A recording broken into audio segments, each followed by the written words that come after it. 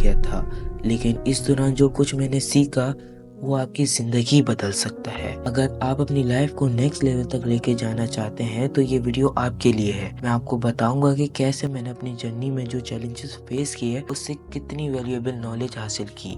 Why I left, or you can say why I disappear from YouTube। तो मैं YouTube पर vlogging करता था, लेकिन किसी भी चीज़ का इम्पैक्ट नहीं हो रहा था। मुझे लग रहा था कि मैं जितनी मेहनत की है वो सब बेकार जा रही है। फिर एक दिन मैंने अपने चैनल की सारी वीडियोस डिलीट कर दी डीमोटिवेट होके, और ये सोच लिया था कि ये काम मेरे लिए बिल्कुल भी नहीं है। लेकिन उस वक्त मुझे एक चीज़ समझ आई, आप जितनी मेहनत करते हो उसका रिजल्ट तब मिलता है जब आप उस एफर्ट के पीछे एक स्ट्रॉन्ग प्लान लेके आगे बढ़ते हो। के बाद मैं न्यू फील्ड्स, न्यू स्किल को फाइंड आउट करने लग गया। मैंने हर यूट्यूबर की वीडियोस देखी, मगर कहीं से भी अर्निंग स्टार्ट नहीं हुई। इन सब से मुझे ये बात समझ आई कि मैं हर चीज सिर्फ ट्राई कर रहा हूँ, लेकिन किसी एक चीज को प्रॉपरली फॉलो नहीं कर रहा था। Affiliate marketing, social media marketing, drop shipping, GBOB, Amazon, influencer marketing, editing, thumbnail designing, copywriting, trading, सब कुछ ट्राई किया था, लेकिन कहीं पर भी मैं आगे नहीं बढ़ रहा था। फिर मेरी मुलाकात कुछ ऐसे लोगों से हुई जो इस फील्ड में काफी आगे थे। उन्होंने मुझे एक सिंपल चीज समझाई, सब कुछ mindset and hard work game है। ये एक बात मेरी जिंदगी का टर्निंग पॉइंट बन गई। ये बात समझ आने के बाद मैंने अपने माइंडसेट पर काम करना शुरू किया। मैंने बुक्स रीड करी, मैंने पॉडकास्ट सुने और अपने आसपास के उस फील्ड के मुताबिक लोगों से नॉलेज गेन की। तब मुझे ये समझ आया कि अगर आपका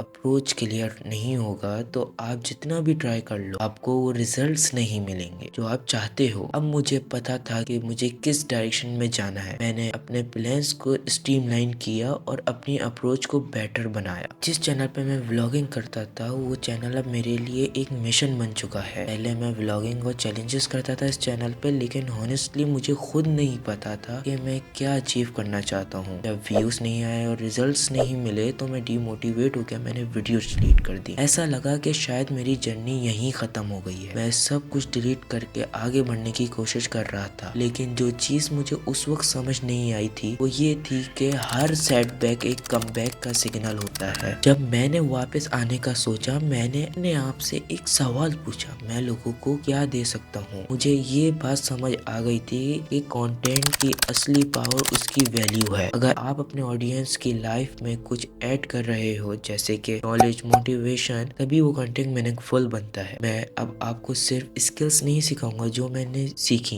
बल्कि उस प्रोसेस के पीछे की असली कहानी भी शेयर करूंगा। ये जर्नी मेरी नहीं है, बल्कि ये हम सब की है। मुझे याद है वो वक्त जब मैं नए आइडियाज के पीछे भाग रहा था। Affiliate marketing, drop shipping, Amazon, GBOB, trading, copywriting, दराज, अमेज़न में सब कुछ ट्राई कर रहा था, लेकिन किसी भी डायरेक्शन में आगे नहीं बढ़ रहा। फिर समझ आया कि काम को डायरेक्शन देना जरूरी है। फोकस का मतलब है कि एक डिसीजन लेना और उस पर काम करना, चाहे वो कितनी भी छोटी शुरुआत हो। मुझे समझ आया कि मैं परफेक्ट नहीं हूँ, मैं अभी भी अपने गोल्स तक नहीं पहुँच सका हूँ, लेकिन मेरे पास एक चीज है जो प्राइसलेस है, मीन नॉलेज। मैंने उन 2 सालों में जो स्किल्स और लेसन सीखे वो मैं आपको शेयर करना चाहता हूँ, क्योंकि अगर मेरी कहानी आपको इंस्पायर कर सकती है तो ये चैनल से मेरा नहीं हमारा हो जाएगा।